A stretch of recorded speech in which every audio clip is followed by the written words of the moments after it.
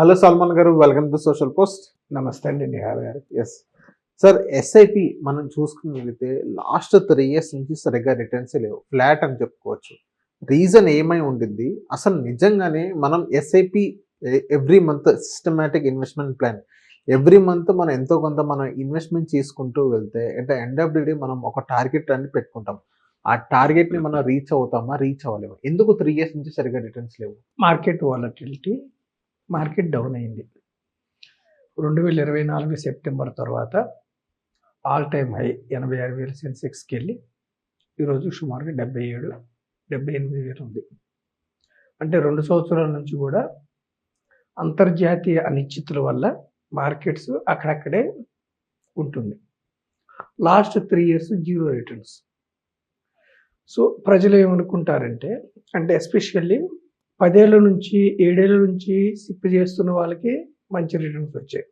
కొత్తగా వచ్చిన వాళ్ళకి 3 years 4 years నుంచి వచ్చిన వాళ్ళకి ఏమిటంటే జీరో రిటర్న్స్ చూస్తే సిప్లో వెల్త్ క్రియేట్ అవుతుంది అన్నది అపోహ అని అనుకుంటారు. కానీ సిప్లో వెల్త్ క్రియేట్ అవుతుంది. ఈక్విటీస్లో 10-12% కంఫర్టబుల్గా వస్తుంది. ఏమిటి ఉదాహరణ అంటే, ఇప్పుడు 2026 అండి, 2016 నుంచి ఎవరైతే BSE 500 ఆర్ NSE 500, అంటే BSE 500 అంటే బాంబే స్టాక్ ఎక్స్చేంజ్లో టాప్ 500 కంపెనీస్, NSE 500 అంటే నేషనల్ స్టాక్ ఎక్స్చేంజ్ టాప్ 500, ఎవరైతే ఇన్వెస్ట్ చేశారో 12.7% CAGR రిటర్న్స్ వచ్చినాయి, అంటే సుమారుగా 13%.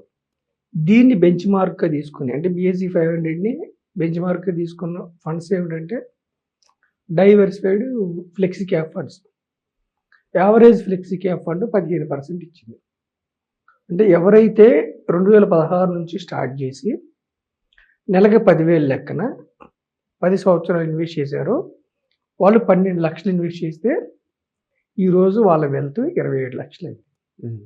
అంటే 15%తో గ్రో అయ్యి 27 లక్షలు అయింది. అయితే ఈ ఫండ్లో కూడా లాస్ట్ 3 years జీరో రిటర్న్స్, అది అర్థం చేసుకోవాలి. అయినా 27 lakhs అయింది. అయితే ఇక్కడ అర్థం చేసుకోవాల్సింది ఏంటంటే, ప్రజలు నెలకి 10,000 అంటే సంవత్సరానికి 1,20,000, 4 సంవత్సరాలకి అంటే 4,80,000. మొదటి 4 ఏళ్ళలో ఆ 4,80,000 15% లెక్కేస్తే కూడా వాళ్ళకు వచ్చే సొమ్ము 15% వస్తుందంటే కూడా వాళ్ళకు వచ్చేది 6.5 లక్షలే మొదటి 4 yearsలో. అంటే 1 లక్ష రూపాయలు ఎక్స్ట్రా వస్తుంది. నెక్స్ట్ 4 yearsలో సుమారుగా అది 18 లక్షలు అవుతుంది. మొదటి 4 yearsలో 4,80,000 కడితే అజ్యూమ్ 15% వచ్చింది అనుకుంటే ఈ ఫ్లెక్సీ క్యాప్ ఫండ్లో వచ్చింది 6.5 లక్షలే. నెక్స్ట్ 4 yearsలో ఇంకొక 4,80,000 ఎక్స్ట్రా కడతారు, కానీ 18 లక్షలు వస్తుంది. ఎందుకు, ఏమిటి డిఫరెన్స్ అంటే, ప్రజలు అర్థం చేసుకోవాల్సింది ఏమిటంటే, లాస్ట్ 3 yearsలో మనం సిప్ స్టార్ట్ చేసాము, జీరో రిటర్న్స్ అన్నాం. ఎందుకు జీరో రిటర్న్ అంటే, మనం స్టార్ట్ చేసింది 2023 ఏప్రిల్లో. ఆ ఇన్స్టాల్మెంట్కి, ఆ సిప్ ఇన్స్టాల్మెంట్కి మాత్రమే 3 ఏళ్ళు అయింది. లేటెస్ట్ సిప్ ఇన్స్టాల్మెంట్ ఎప్పుడు? 2026 ఏప్రిల్, అంటే 1 month అని అయిందా? అంతకుముందుది ఏంటి? మార్చి, అంటే 1 month అయింది.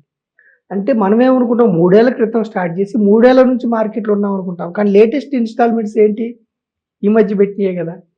అంటే సిప్ పెరగాలంటే, ఏ ఇన్స్టాల్మెంట్ పెరగాలన్నా కానీ సమయం ఉండాలి. కనీసం 4 నుంచి 5 ఏళ్ళు ఈక్విటీలో సమయం ఇవ్వాలి.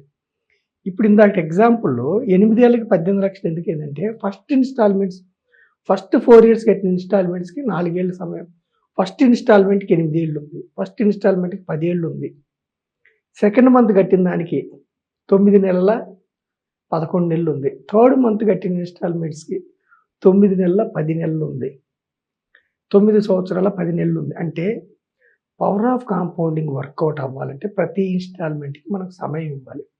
ఎవ్రీ ఇన్స్టాల్మెంట్ని మనం కొలిచే పద్ధతి XIR. అంటే ఫస్ట్ కారణం ఏమిటంటే, అసలు సిప్లో ఎందుకు వెల్త్ క్రియేట్ అవుతుందంటే, ఎప్పుడైతే మనం BSE 500లో నుంచి కొన్ని స్టాక్స్ తీసుకుంటారు వీళ్ళు, కంపెనీస్ బాగా లాభాలు వస్తే స్టాక్ వాల్యూ పెరుగుతుంది, అప్పుడు మీకు లాభాలు వస్తాయి. కంపెనీస్కి నష్టాలు వస్తే స్టాక్ వాల్యూ తగ్గుతుంది, అప్పుడు మీకు నష్టాలు వస్తాయి. కానీ షార్ట్ పీరియడ్లో 2 ఏళ్ళు 3 ఏళ్ళు జియోపొలిటికల్ ఇష్యూస్ వల్ల కంపెనీస్కి లాభాలు వస్తే కూడా మీకు తగ్గుతుంది. అయితే ఇలా తగ్గినప్పుడు ఏమిటంటే సిప్లో మీకు నంబర్ ఆఫ్ యూనిట్స్ ఎక్కువ వస్తూ ఉంటాయి. డౌన్ మార్కెట్లో సపోజ్ మీరు 10,000 కట్టారు, ఎన్ఏవి 50 ఉందనుకో, మీకు 200 యూనిట్స్ వస్తాయి. మీరు నెక్స్ట్ మంత్ 10,000 కట్టారు, ఎన్ఏవి 40కి వచ్చిందనుకోండి, మీకు 250 యూనిట్స్ వస్తాయి. అంటే డౌన్ మార్కెట్స్లో మీకు నంబర్ ఆఫ్ యూనిట్స్ ఎక్కువ అక్యుములేట్ అవుతాయి. ఎప్పుడైతే బుల్లిష్ మార్కెట్లో ఈ నంబర్ ఆఫ్ యూనిట్స్ మీకు వర్క్ చేయటం మొదలు పెడతాయి. అయితే ప్రజలు అర్థం చేసుకోవాల్సింది ఏంటంటే సిప్లో రిటర్న్స్ గ్యారంటీ కాదు. సార్ కానీ సో ఇప్పుడు మనం మ్యూచువల్ ఫండ్స్లో మనం చూసుకున్నట్లయితే ఎస్ఐపి మెల్లమెల్లగా కట్టుకుంటూ వెళ్తున్నారు. ప్రతి ఒక్కళ్ళు మార్కెట్లో ఇది రిటర్న్స్ అనేది గ్యారంటీడ్ కాదు అని ఇప్పుడు మీరు నార్మల్ అందరూ అదే కాషన్ ఇస్తూ ఉంటారు. సో అప్రాక్సిమేట్లీ ఒక 12-15 మినిమం తక్కువలో తక్కువ 12% అన్నా రిటర్న్స్ వచ్చిందని ఎంతో కొంత ఎక్స్పెక్టేషన్స్తో వస్తారు. సో వన్స్ వాళ్ళు ఎంటర్ అయిన వెంటనే ఎస్ఐపి స్టార్ట్ చేసిన వెంటనే మార్కెట్ పడిపోతుంది. అప్పుడు వాళ్ళు ప్యానిక్ ఉంటారు. సో వాళ్ళు ఒక గోల్ని పెట్టుకొని ఉంటారు. సో ఫస్ట్ మంత్ ఓకే చూస్తారు, వదిలేస్తారు మార్కెట్ పడిపోయినా కానీ. Second, third month, fourth month, fifth month కూడా అప్పుడు పెట్టేటప్పుడు వాళ్ళు ప్యానిక్ అవుతారు. ఫిఫ్త్ మంత్ వాళ్ళు పెట్టేటప్పుడు ఇంకా కంటిన్యూ చేయాలా, లేకపోతే నెగిటివ్ బుకింగ్ చేసుకోవాలా? మంచి క్వశ్చన్ అడిగారు మీరు.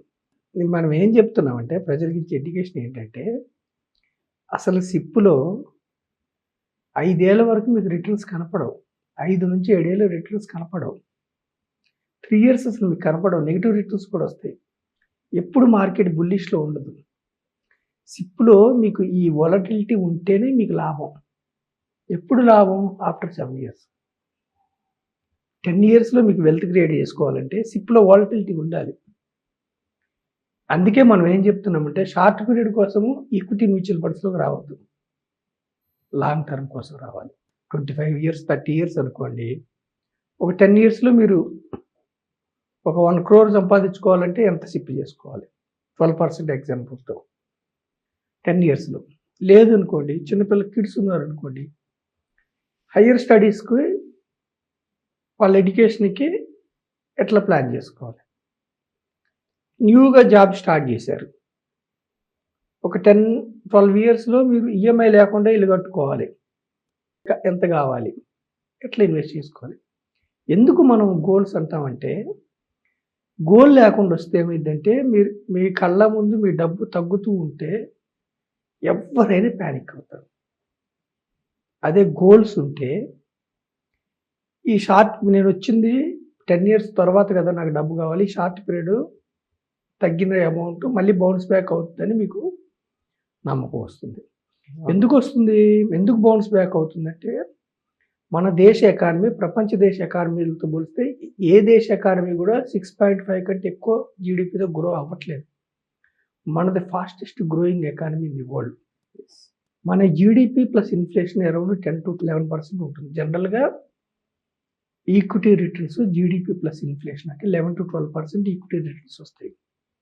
అయితే ఈ 2 ఇయర్స్ 3 ఇయర్స్ రాలేదు కదా, ఇది మీరు కట్టే ఫీజు. ఇది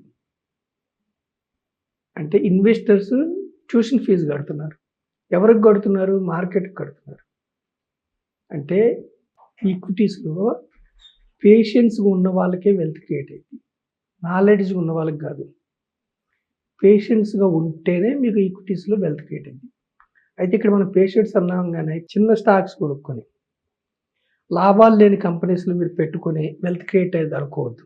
మనం చెప్పేది ఎప్పుడు చెప్పినా broader markets, top 30 companies, top 50, top 150, top 250, top 500. Broad markets always long టర్మ్లో పాజిటివ్ రిటర్న్స్ ఇస్తాయి. ఇన్వెస్టర్స్ ప్యానిక్ అయ్యి నెగిటివ్ రిటర్న్స్ తీసుకుంటారు. A diversified equity mutual fund అన్నా తీసుకోండి, మీకు లాంగ్ టర్మ్లో సెన్సెక్స్ తీసుకోండి. లాంగ్ టర్మ్ అంటే ఎవరైతే 10 ఇయర్స్ ఉంటారో 12% రిటర్న్స్ ఇస్తుంది. ఇన్వెస్టర్స్ ఏం చేస్తారంటే లోలో అమ్మేస్తూ ఉంటారు, లోలో కొనాలి, హైలో కొంటూ ఉంటారు, వాళ్ళకి రిటర్న్స్ రావు. కానీ మార్కెట్లో మీరు నిఫ్టీలో లాస్ట్ 20 ఇయర్స్ ఇన్వెస్ట్ చేసిన వాళ్ళకి 12% కంఫర్టబుల్గా వచ్చింది. సెన్సెక్స్లో కూడా వచ్చింది, మిడ్ క్యాప్ ఇండెక్స్లో వచ్చింది, నిఫ్టీ 500లో కూడా వచ్చింది. అంటే 12% అనేది మీకు కంఫర్టబుల్గా వస్తుంది. కానీ ట్యూషన్ ఫీజు చెల్లించాలి. ఈ 2, 3 ఏళ్ళు పెయిన్ భరించాలి. ఇలాంటి ఇన్సిడెంట్స్ వచ్చినప్పుడు ఒక్కోసారి రికవరీ అవ్వటం లేట్ అవుద్ది. భరించాలి. భరించిన వాళ్ళకే రిటర్న్. అందుకే ఈక్విటీస్ ఎఫ్‌డి లాగా కాదు. ఎఫ్‌డి లాగా ఎవ్రీ ఇయర్ వస్తే మీకు రిటర్ను అసలు ఇంక ఎఫ్‌డిలో డబ్బెందుకుంటుంది? ఇక్కడ నెగెటివ్ రిటర్న్స్ వచ్చినప్పుడు కూడా మీరు వెయిట్ చేయగల సామర్థ్యం ఉంటేనే వెల్త్ క్రియేట్ అయ్యింది. మీరు ఆ బాధ భరిస్తేనే ఎఫ్‌డి కంటే ఎక్కువ రిటర్న్ వస్తుంది. సో, సిప్‌లో మీకు 10 ఇయర్స్ ఉంచితే మీరు కంఫర్టబుల్‌గా మంచి రిటర్న్ 12% లెక్కేసుకున్నా గానీ నెలకు 10,000తో మీరు 12,00,000 కడితే సుమారు 24,00,000 కంఫర్టబుల్‌గా వస్తుంది. బట్ థింగ్ ఈజ్ ఏంటంటే నాట్ గ్యారంటీడ్ అని ఎందుకంటామంటే మీరు పార్ట్ ఓనర్ ఆఫ్ ది 30-50-70 కంపెనీస్‌లో మీరు పార్ట్ ఓనర్. ఓనర్‌షిప్ గ్యారంటీ ఉండదు. అది ప్రజలు అర్థం చేసుకోవాలి.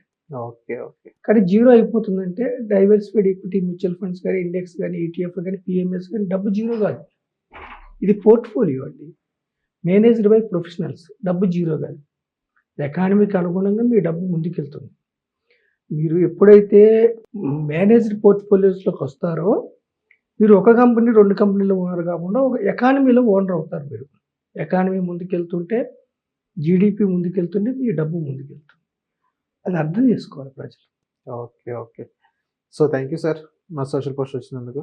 థ్యాంక్ యూ అండి నిహాల్ గారు.